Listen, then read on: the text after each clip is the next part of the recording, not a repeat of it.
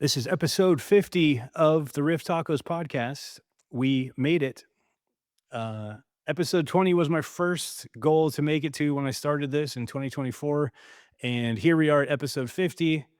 The first goal was just to see, do I like this? Can I do this? Will anyone give a shit and watch it? And like, do I hate it or not? And I ended up really enjoying it until I got burnt out and took a break for like 3 months. But I learned a lot in that time. And in that break, I kind of reassessed everything, got the idea that, hey, I want to do in person ones because the conversations are that much better. It will help set me apart from all the other like Zoom remote podcasts. And I can't do them every time because that would be a lot of travel and a lot of money, and I already lose money doing this. So, it has to be when it makes sense, and I'm gonna do them as much as I can, but it just makes for a much better conversation. It looks cooler. It's just a better product as a podcast overall. So, shout out to my friend Nick Nicotera, who's helped me, with my million questions about cameras and lenses and what should I get, and, he saved me from thinking I had to spend a lot of money, which I didn't really have anyway. But now I have a 3 camera setup. It looks pretty fucking cool.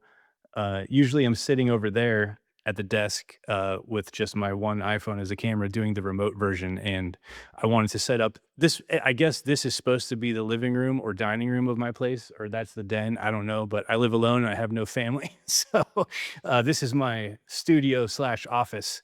So it's a perfect spot to give this a shot. You'll see in the wide camera I have, it's like totally pointless. It's a nice big room for this, but yeah, anyway, I'm stoked. I'm looking forward to talking to more people. I'm gonna continue to, like I have so many interests other than just music that I'd like to talk to people about, which will also help set this podcast apart from all the other great metal podcasts. Because like, I have so many other interests than just talking to the bands I toured with and, like, people doing like Nick starting his barbecue business a couple episodes ago. Anyone doing anything cool, creative, like Robbie's horror movie. If you got something cool going on and you're an interesting person to talk to, then let's do it. And if I can drive to you and set up in person or meet you at a venue and we can figure out how to make that work, that would be sick. So, um, enough updates about all of that. I just saw something really funny and I wanted to make sure to share it. Jeff Hanneman, I think that's how you pronounce it, one of the founding members of Slayer. I'll put it on the screen. This was shared by Revolver magazine, of him talking about happy music, and I couldn't agree more. I hate happy music. I hate when people sing about good things and love and optimism because it bores me. Optimism. It's like, shut the fuck up already. I agree though. I always like, especially in metal, there's a place for, being positive and optimistic, and maybe it's pop music or whatever, but in general, art is made by people who have suffered from something. You don't have to be suffering currently, but the most fucked up people who've gone through the most fucked up things tend to make the best art, whether that's like music or writing or stand-up comedy. Like, stand-up comedians are so fucked, and the more fucked up they are, usually the better they are at it. So if you're just writing bland, happy, optimistic music, like that does nothing for me. It doesn't like interest me at all. And yeah, I just had to share that because I thought it was fucking hilarious. And RIP to the GOAT. That dude wrote all of the Slayer music and lyrics until he passed away in what was that? 2013. So goddamn, dude, that's awesome. And what a cool fucking quote from him. Right before I got started tonight, I had a DoorDash Chick-fil-A. I haven't had it in quite a while. And I always, every fucking time I crave it and think about it, it's a Sunday, and I forget they're closed on Sunday because Jesus or whatever. But today's Saturday. Luckily, I remembered and I got it DoorDash, and holy fuck, dude! Like, it is so goddamn good. I've never had any Chick-fil-A miss, whether I lived in Los Angeles, Austin, and now I'm in Ohio, back in my hometown. It is always hot. It's always fresh. It's always correct, and they always give me extra sauce. It's like they are the goats of fucking fast food. And the soda's really good. Not as good as McDonald's because of their patented like cooling pipe system or whatever the fuck they do that makes their Coke taste like fucking crack. But it's pretty damn good. So shout out Chick-fil-A, sponsor me. At least 200 people will see this. Uh, uh, lately I have not listened to a ton of new music, but the new Converge album has grown on me a lot. At first, I was like, eh. New Poison in the Well, I can't really get into as much. There's a couple really cool tracks. Went back and listened to the new Deftones again after it came out. And it wouldn't be Riff Tacos if we didn't talk about Deftones, but um, that album, it's really good. It's not what I wanted as a fan, but I always have to get over that because I'm not in the band and I don't, like, tell them how to write Deftones songs. So, if I was in Deftones, I would do it this way. But no, it's a great record, and it's for them in 2026 being more popular than they've ever been. That's fucking amazing for them. And I stumbled on, a video on Instagram. It was a short clip from a live performance I never saw, and I don't know how many people out there listening might remember this, but, it was on the show Recovery.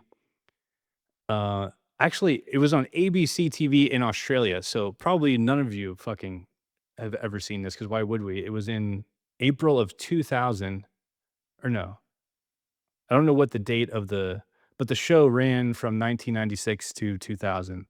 And this was Deftones performing, "Be Quiet and Drive," and I want to play a little bit because this is, like, my favorite live version of "Be Quiet and Drive," I think I've ever heard, and it's gritty and dirty just like that era of Deftones where they weren't perfect, and that's what makes it better because everything's so fucking perfect and overproduced now. So here it is. Live on Recovery.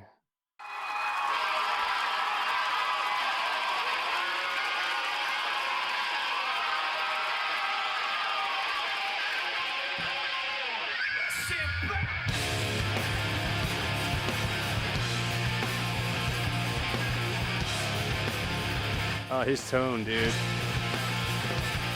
That low open string with that chord, it cuts through on this live version so much. I wish it sounded more like that on the record. It's dirty and like dissonant.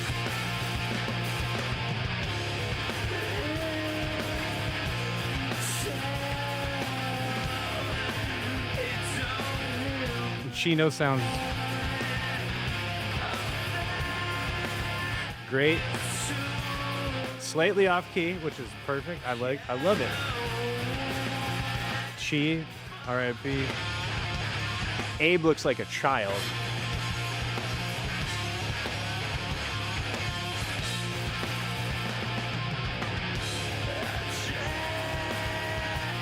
I'm guessing he recorded two different versions of that riff on the record because that low C sharp never cuts through. I think it's C sharp that they're tuned in for this record. But I got to do a cover of that, or at least like a reel or something.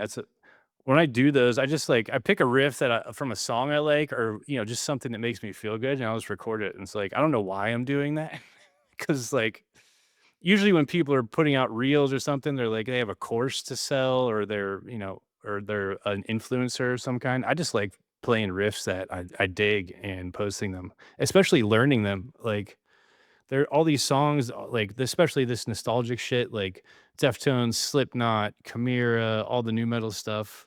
Um, I've been listening to those songs for over 20 years now, and most of them I never learned how to play. So that's really fun to go back and learn those riffs. It also makes it harder too, because if you listen to a record for 20 years, you have a certain way you think the riff goes in your head, and then when you go to learn it and it's a little bit different than what you thought, because of the recording or for whatever reason, it's really hard to get that, like, what's ingrained in your mind out of your head, and, like, right now I'm learning, I already learned it, but, Slipknot's, Heretic Anthem, like, their fucking heaviest song ever, and it's the bridge part where it stops and it's just Joey for a minute, and then the riff kicks back in. That riff is so weird timing wise. The way it restarts over halfway through, it felt like they were writing it in the studio and kind of cobbled it together. The way it kicks in, just at least the way it plays and it feels, which is perfect. I love that. It's so raw, but like I've been rusty because like FASSW is like done.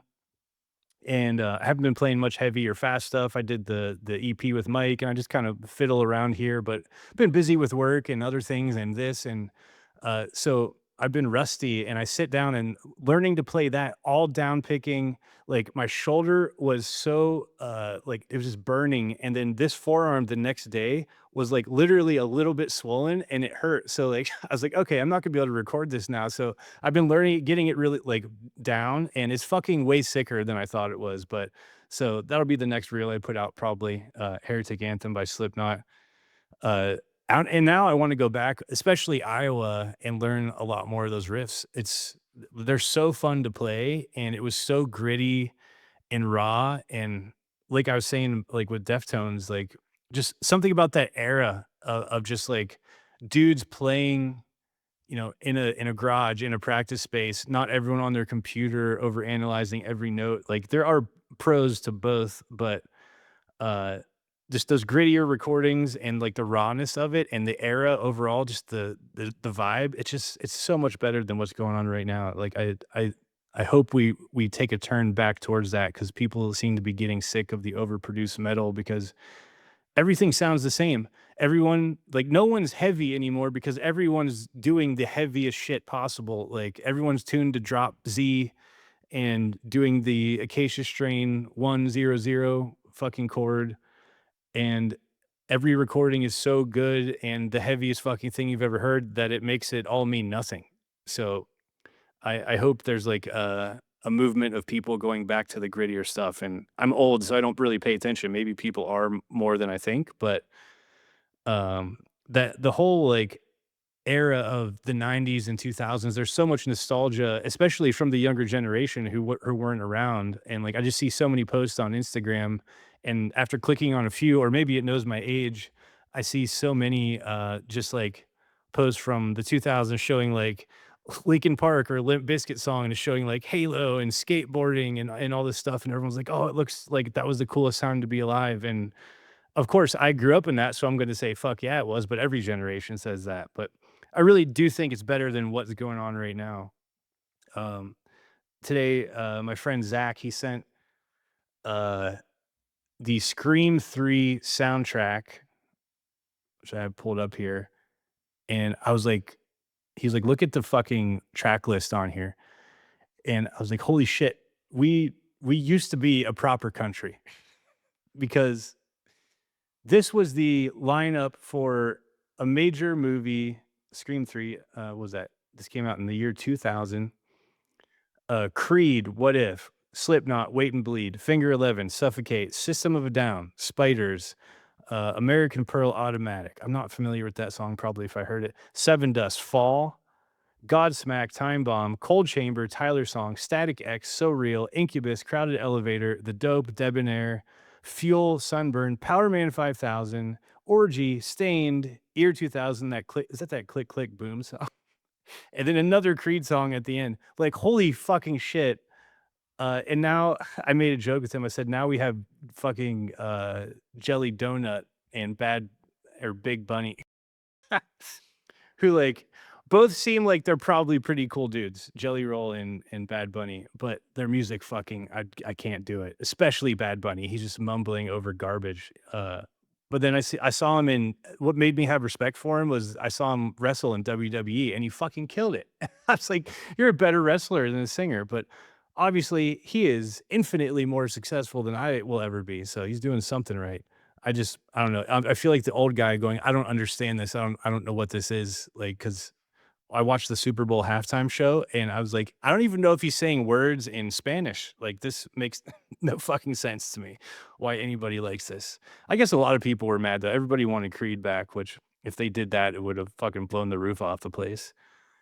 Um, but yeah, I don't know. I just think this era kind of sucks. And I did see though, I've shared to the Riff Tacos story. Um, I don't know what band it was. It was like a young band covering Deftones, and the crowd was going nuts to singing along. So I was like, okay, maybe the kids are okay. Maybe things are taking a turn for the better. But it sure does seem like I was also talking about this in my group chat today, like how rock and roll kind of disappeared from the mainstream and it all became like rap, R&B, hip hop for so long. And it's like there's always a huge audience for metal and rock, and there's always big festivals, obviously, around the world, but it fell out of the mainstream. It used to be on TRL. Like you had Britney Spears and NSYNC and Backstreet Boys and Eminem going head to head with like Korn and Limp Bizkit and Slipknot on TRL on MTV every week with Carson Daly. It was like just like what a fucking time to be alive. And all those bands were beating them. I think Korn was number one for so long that they had to eventually just retire it because people wouldn't stop voting it to number one. And that's beating, NSYNC and Backstreet Boys, which was just insane at the time. And I'm like, and testosterone is at an all-time low because back then, just seeing some of those videos, I'm like, the kids these days, now I'm the old guy yelling at the sky or whatever people say. But I'm like, just grow a set, pick up a guitar, go into the garage with your buddies, get a shitty drum set, leave your phones in the house, and just fucking jam and make some dirty rock and roll. And even if nothing great comes out of it, you'll have a hell of a good time and it'll feel good because there's nothing like that bond that you make with the dudes just writing music together. And that was how I grew up. Once I finally found music, I kind of got into it a little bit late, but I wasn't into anything at all. Like, I didn't like sports, just trying stuff, and, like, I found that, and I remember that first time just being in a room with, like, actually, the very first time was a band called Big Sister Ashley, which we never played a show. It was barely a band, but just, like, my buddy Matt played drums, and my friend Chris sang, and then our friend Darcy just held a bass. She didn't play, but it was just like, "You're gonna be the bass player." But just jamming, I was like, "Oh my god, this feels so good." There's just something about it, just being in that loud room and making things up, and once you got a structure together, getting through it for the first time, there's, like, nothing like that, so I was addicted and then made my way through all the bands and eventually Good Day to Die was the first band that really played shows, which became Robinson, and then later, joining From a Second Story Window.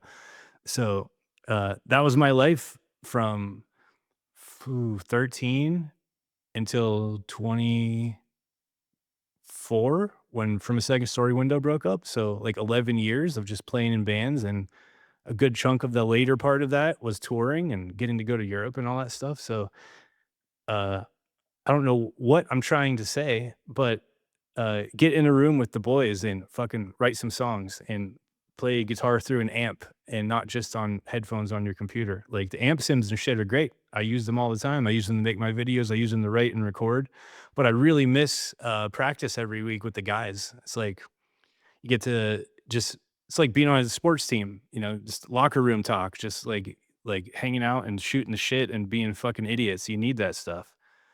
Speaking of, From a Second Story Window stuff, um, I was going through old demos that I had been writing since we started the reunion idea in 2022, and we had written, I don't know how many demos I did, like 7 or 8, and I wrote them all in Austin. I would send them to the guys, and we go back and forth and whatever. But, I have all these songs I wrote that are going completely unused, and some of them could probably fall by the wayside, but, even if we're done now, I probably want to redo them, remake them for a new project or whatever, or, I have a few ideas of things I'd like to do, but I did wanna play, like, a minute or 2 of an unreleased From a Second Story Window demo that I wrote, in Austin in 2022, and this was for Will. So when we started writing, Will was the singer, obviously. When we got back together, it was the previous 2008 lineup when we split up. And so I was writing with Will in mind, trying to find a happy medium between like Delinda and the EP and conversations. We were still going to have singing, but slightly less singing, but it was still more melodic and more conversations esque than what we were gonna do with Sean, because Sean doesn't do clean singing. So when he got in the band, we're like, "Fuck it, turn it up to 11 and we'll just go all the way." But with these, I went back and listened to a few of them today, and I was like, "Man, these are really great too." And I would have loved to have seen what would have happened had Will not left the band. Um, so there's parts and things like I want to do something with them eventually, but I wanted to play you guys a minute or 2 of this unreleased FASSW song. Doesn't have a name, didn't have lyrics. Everything on it I wrote, uh, and then Nick came up with the idea for the opening and the drums. So I did go program that in there. It's all programmed drums I did in GarageBand. So the recording's not great, just a shitty demo. The guitars sound like shit, but I think this could be a cool song. And this was written for Will originally. So here's FASSW demo song 6 that never got finished from 2022.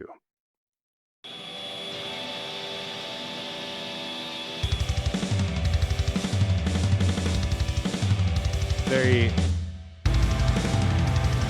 Deftones, Hole in the Earth feedback at the beginning.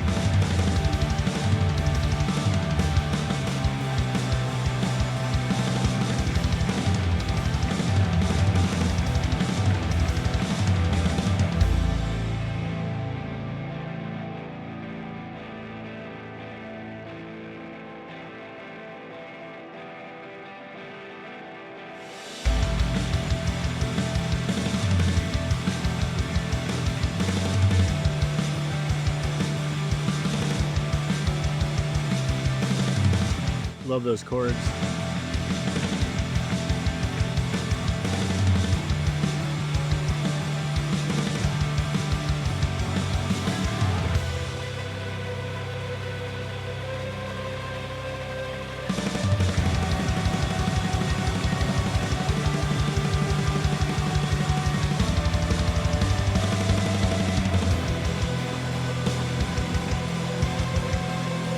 Big chorus.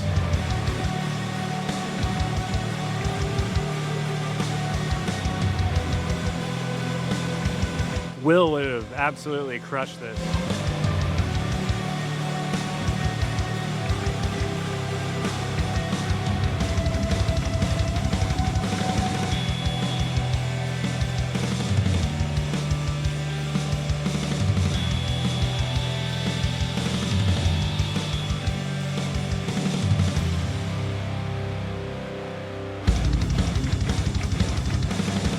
All right.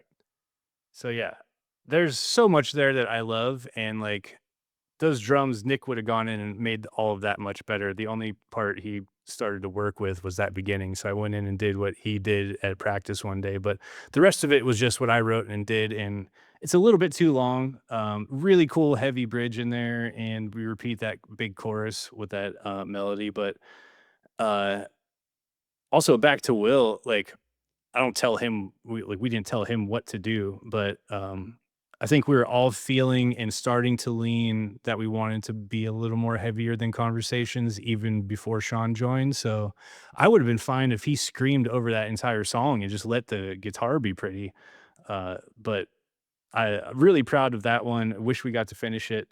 And yeah, there's about 4 or 5 more. 2 of them ended up being Earth and Eyes and So Say We All. Those were there was, like, number 1 and number 4, but there's, like, number 2, number 3, don't remember what song 5 was. 6, 7, we ended up that was being worked on with Sean too, 'cause it was heavy, and then another completely different one, that we never finished either. But, number 2 would have been kinda like a most of us are normal modern, like, version of that, whatever the hell that was. There's a big, slower, epic one that kinda builds, and yeah, just wanted to share that with you guys for anyone who might be interested in seeing what we were working on, and it's already 4 years ago that I wrote that. That's fucking insane that it's 2026, and so much has happened since then. But, uh, yeah, I think, I have an idea, which I don't know if I wanna say it yet, but, like, I do wanna work on another project that is metal. Um, Maybe some of those could be included in it, or at least parts or versions of it, and I don't know, I don't wanna say too much yet, 'cause I gotta get clear in my head what I wanna do with it, but I wanna ask some people to work with me. But in the meantime, Mike and I are still gonna be doing the American Heat stuff.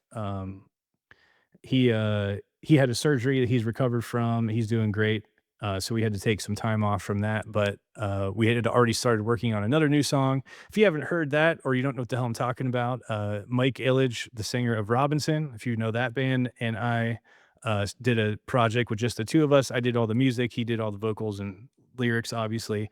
It's called American Heat. It's like if you're a fan of Clutch, Mastodon, Queens of the Stone Age, that type of thing. Just heavy, dirty, very simple rock and roll. He's got a gritty ass voice. So we did a 5-song EP that released last Halloween. It's the band is called American Heat. The EP is called Too Much Heat, which makes me laugh every time. So it's just something fun. We can have fun with it. We don't have to be too serious. And I've always been a big fan of Clutch because of him. He used to make us listen to it in the van in Robinson when we were on tour. And at first I hated it, and then it grew on me. And they're like my favorite rock band ever, besides like CCR or some old shit. But yeah. So check that out if you're into rock and roll. We'll be working on some more stuff. Hopefully, maybe by the end of summer, we could knock out a couple more songs and release those. It's just American dot heat on Instagram and TikTok, I believe, but I hate TikTok, so barely post there. Um, and yeah, as far as the podcast goes, I want to do some in-person episodes. Fox from See You Next Tuesday is the last member of that band I haven't had on yet, and I told him I want to come up to Michigan, and maybe we could do an episode in his shop, and maybe I could get a tattoo from him, and hopefully Rick too. That would be awesome. But yeah, I want to do more on location podcasts, and he's on my list. And Joe Sidrovic from a Second Story Window shoot at Gorilla Joe Printing at his warehouse, which would be a really cool setting. And him and I can have some drinks and shoot the shit. We were talking about doing like I said we should do like a hot ones thing or something, and he just was like, "Let's just order some pizza." I'm like, well, for what? No one just wants to listen to us eat pizza, but let's do like a drinking game, or maybe we could do hot one sauce, but on tacos because Riff Tacos. Um, yeah, so got a lot of things coming up. I'll do I'm gonna do some more full covers and playthroughs on the channel. I took a break from all that when I was burnt out, just like doing all that stuff, editing that, editing this, promoting this, and then also editing video for work and stuff like that. I was just like, I need a break. But the next full playthrough I'm gonna do is from a Second Story Window in a river where you least expect it. There will be fish. We started playing it with Sean back in the band, and then I hadn't played it for a year since our last show, so I was a little rusty on a few of the parts because I didn't learn that back in the day. It was never part of our set list, so that wasn't ingrained in my memory like the other songs from the EP. But that'll be the next video I do there. Um, Other than that, uh, yeah, life is good. uh Talked about it a little bit with Drew of See You Next Tuesday, but like old guys and health issues and all that stuff. And I've been probably the healthiest I've ever been for like the last 2 months. And the reason was as I booked a physical because I haven't had one since 2022.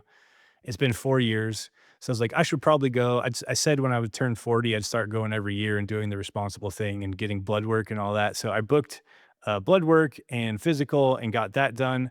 And in that time period, I had to wait because I didn't have a primary care physician here. And the wait time is like 30 days almost everywhere now if you're starting with someone new. So I was like, in that period, I'm gonna do everything I can, like using this as motivation to just be as healthy as possible. So drinking almost zero alcohol, working out every day, walking, fucking eating healthy and all that shit. But the funny thing is I'm kind of a closet hypochondriac, or at least I can be when there's like a reason to or like a trigger for it. Otherwise, I'm pretty good. But once I booked that and I started doing all that, your mind starts running of like, oh, what might be wrong? What are they going to find in the blood work? It's been 4 years, and it's like, oh, I drank so much when I was younger and smoked cigarettes. And then my mind starts going, and it's so funny. Like, you just go down this like dark hole of like, they're gonna find something. And then I do the blood work and he's like, overall looks great. You're low on vitamin D and cholesterol was 2 points too high. So eat less red meat or whatever, like the typical shit. And I was like, oh, that wasn't bad at all. I am Drew. Drew had to go get a colonoscopy. Now it's my turn. I got to call and book mine Monday, even though I'm not 45 yet, but I've had like minor digestive issues my whole life. So I hope you're enjoying the old guy talk. But yeah, so I talked to the doctor and I brought up, I was like, should I go? Because I never got answers of like why I had this. And he's like, well, if you never had one, let's just do it. And I'm like, shit. All right. So now I'm gonna go do that, and then you start worrying about that, so it's just funny, but this is 41 colonoscopies and hernias and whatever. I didn't have one, but Drew had one. But it is nice, like, this is probably it's been, like, 6 or 7 weeks now of, like, being the healthiest I've ever been, and I've never made it that long. I would take, like, time off drinking or whatever, but, like, that long doing everything right, I've never felt better in my life, honestly. So it is pretty cool to, like, have that motivation, see it pay off. Then you get more motivated to keep doing it. Um, I hadn't been much of a drinker in the last few years, just like beers when I have the podcast or like whatever, but those calories add up. And I'm already down, like, from walking every day and not drinking beers and shit. I've lost my fucking little gut, down 10 pounds. So it just feels good. But yeah, otherwise, life is good. Podcast is good. I'm excited to do it again. I'm excited to play guitar again too and just make more content. I think for a while there, being on social media all the time, especially for work and the podcast and this, I'm bombarded with like metal bands and shit all the time. And it was kind of the same thing as like being on tour, and we would never wanna listen to metal in the van, and you kinda get sick of it, and that's why I think a lot of bands start changing their sound and shit. They're just like, "Oh, I just" you're saturated with it, and you just want something new.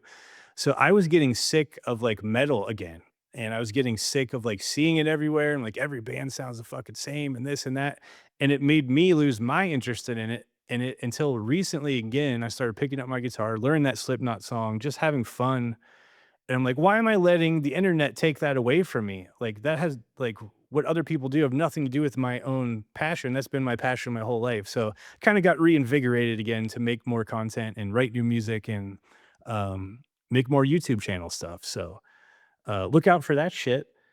And, yeah, thank you for listening to me blab for I don't even know how long it's been. It's really hard to sit in front of a camera, in an echoey room by yourself and just talking to a mic and not sound like an idiot and just be comfortable with that, and then just putting it out there on the internet, basically unedited for, everyone to see or not see because no one cares.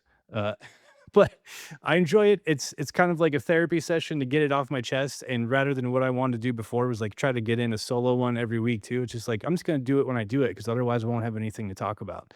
And, episode 50, big milestone for me. If you are enjoying the podcast, if you've been watching or it's your first time and you're actually sticking around, thank you, and, please consider subscribing, wherever you're listening. I'm on YouTube, Apple, and Spotify. Follow wherever you are, subscribe wherever you are. On Apple and Spotify, you can leave a rating, and that helps me out a lot. It's annoying to have to ask for this stuff, but people actually don't do it unless you remind them to. So like it, subscribe, share it with a friend, leave a comment, yell at me, whatever.